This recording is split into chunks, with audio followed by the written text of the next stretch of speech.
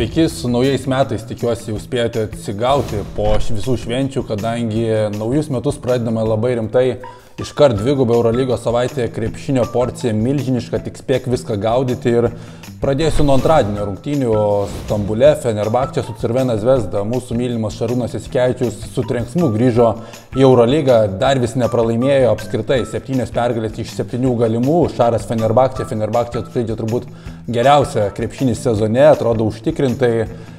Dabar Fenerbahče po naujų metų žaidžia namuose, kur Eurolygoje dar irgi nėra pralaimėję. Pirmajame Eurolygos reguliariojo sezono rate iškovotos visos 7 pergalės. Šarūnas Jasikevičius buvo tikras šviežias oro gurkšnis visai komandai. Atrodo, kad ir atsarginiai krepšininkai prideda vis didesnį indėlį. Nikas Kalatis žaidžia kaip Atėnų Palatnaikos, Nikas Kalatis, Tyleris Dorsey, Scottie Wilbekinas taip nežaidė prie Dimitri Tudžio ir tikrai kol kas labai smagu stebėti Fenerbahče.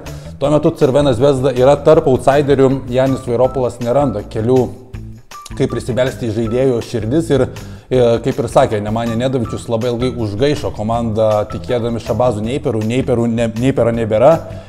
Papildymas irgi atvyko Nikola Topičius, kuris buvo paskolintas kitai komandai sezono metu, turbūt vienas perspektyviausių Serbijos krepšininkų, Serbijos krepšinio viltis. Artėjančią naujokų biržoje turėtų išgirsti savo pavardę labai aukštai. Tai vien šios rungtynės bus iš tos pusės įdomu, kad pamatyti, kaip atrodo tas Topičius, bet aš manau, kad Fenerbahče toliau kontroliuos žaidimą ir prieš Šarūną Jasikevičiaus išliks nepralaimėjus, iškovos užtikrintą pergalę. Tas pats antradienis yra rungtynės Kaune, Kauno Žalgiris prieš Berlyno Albą, tik tais Kauno Žalgiris jau kitoks, naujus metus pasitinka atsinaujinęs.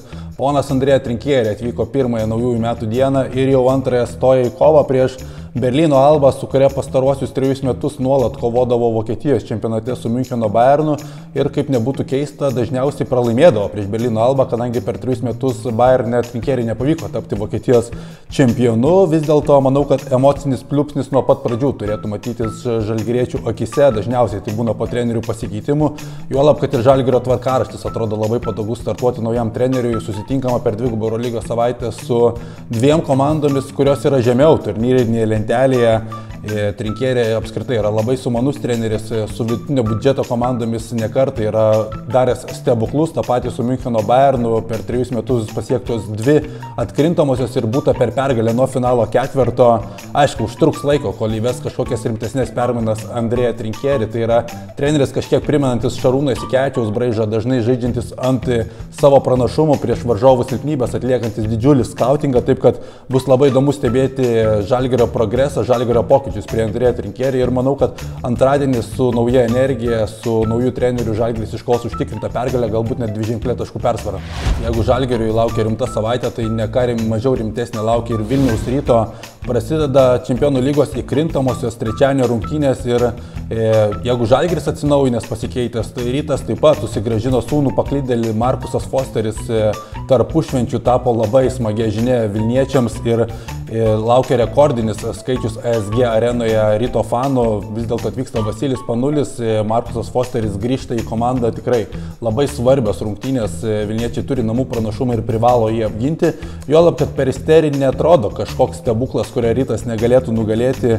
Nesenai papildė komandą Peristerį Džermeinas Lavas, dar prieš beveik 10 metį žaidęs Lietuvoje, Panevėžio ir Kėdainių komandos ir iškart tapo vienu lyderiu šis veteranas. Taip pat yra Trevoras Thompsonas, žaidęs Pasvalyje prieš kelis sezonus ir ten yra vienas pagrindinių komandos aukštaūgių, nors Pasvalyje šis aukštaūgis visai nieko neįsiskyrė, taip kad žiūrint į tas pavardės neatrodo kažkas grėsminga. Galbūt Vasilis Panulis ir nustebins Giedrių Žibėną, bet pernai irgi Rytas neblogai atrodė su Peristeriu. Manau, kad namų sienas Vilniečiai tikrai apgins ir iškovos užtikrintą pergalę. Tas pats trečiadienis ir vėl Eurolyga, Barcelona prieš Madrido Realą, El Clasico, ir sako, kad derbėse viskas užmirštama, kas būna iki tol, bet žiūrint abiejų klubų situacijas, jos yra labai skirtingos ir labai sunku tikėtis, kad kažkas stipriai pasikeis. Taip, Barça žais Palau Blaugranoje, namų arenoje, kur tikrai sulauks palaikymo. Vis dėlto Realas yra tikras žvėris, per 32 sezono mačius oficialiuose rungtynėse ACB ir Eurolygai iškovota 30 pergalių. Praėjusią savaitę vargo su Vilerbano Asvel, bet tas vargas buvo daugiau dėl nepilnos sudėties. Didelės spragos puolėjo pozicijoje buvo atsivėrusios, bet tie žaidėjai po truputį grįžta ir turėtų El Clasico jau būti praktiškai pilnos sudėties Madrido Realas, tuo metu Barsa per pastarąsias 8 rungtynės pralaimėjo 6 kartus. Rodžerio Grimau kėdė atrodo kaista, nors Juanas Carlosas Navarro ramino viską ir sakė, kad pasitikė treneriu, bet mes žinome, kaip yra su to pasitikėjimu šį sezoną Eurolygoje. Tokia buvo situacija ir Kaune, vis dėlto Grimau neturėtų jaustis saugus. Aš prognozuoju Realo dominavimą išvykoje ir užtikrintą pergalę. Na ir ką, paskutinės mano šios savaitės rungtynės, kurias stebėsiu labai įdėmiai, nors tų mačų ir netruks, bet labai sunku prognozuoti tokią dvigubą Eurolygos savaitę toliai į priekį, tad apsiriboju ties ketvirtadieniu Asvelis prieš Kauno Žalgirį ir kaip ir minėjau, idealus startas pradėti savo darbus Kaune. Andrėja Trinkieri, Asvelis irgi yra Eurolygos outsideris, pastaruoju metu net pasigirdo kalbos, kad Gianmarco Paceco taip pat gali netekti darbo, nors Asvelį papildė dar sezono metu, vis dėlto netenkina klubo vadovus Asvelio progresas. Praėjusią savaitę, kaip ir minėjau, davė lygią kovą Realui, bet tai buvo daugiau dėl karališkojo klubo problemų, o ne dėl Asvel žaidimo progresų.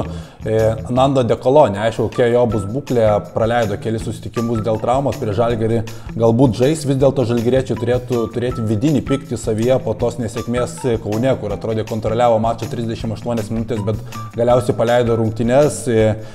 Principiniai ir Italo dvikova laukia Andrėja Trinkieri prieš Gianmarco Paceco, du charizmatiški specialistai, vienas prieš kitą, turėtų netrūkti dramos ir šalia aikštelės. Ir manau, kad Žalgiris turėtų sunkiai, bet iškovoti pergalę. Kaip ir sakiau jau sezono pradžioje, kad Asvelio žaidimas nėra toks geras kaip sudėtis. Tikrai žaidėjai išsidalinę po kitas Eurolygos komandas turėtų svarbius vaidmenis, tačiau kol kas tai atrodo didelis žaidėjų kratinys. Taip kad prognozuoju Žalgirio pergalę keliais taškais. Na ką, šią savaitę tiek, naujus metus pradedame labai staigiai, greitai ir su įdomiamis rungtynėmis. Tikrai tęsime darbus ir toliau, na o jūs prenumeruokite kanalą ir žiūrėkite krepšinį. Iki.